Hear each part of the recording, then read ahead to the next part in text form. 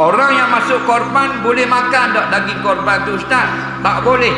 Kalau jauh di korban di sini masuk Afrika, makan boleh? Tak boleh kan? Di Mauritania, orang susah ramai. Dia masuk sini orang semua takut. Dia masuk online, dia bayar 400 riyal seekor lembu. Di luar 400 riyal seekor lembu. Jadi orang ini makan, dia nak makan? Tak boleh. Tak lah, lembu sekurang takut lah. Kalau kita masuk korban, sunat kita makan sedikit. Itu sunnah.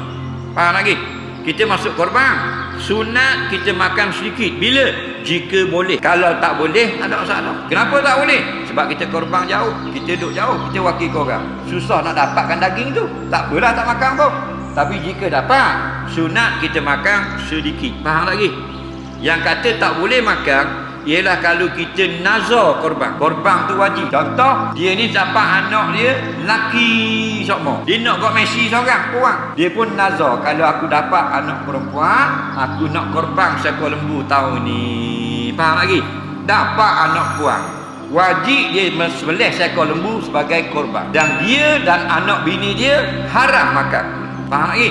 Kerana lembu itu menjadi sembelihan wajib. Sembelihan wajib ini kena sedekah pada fakir miskin.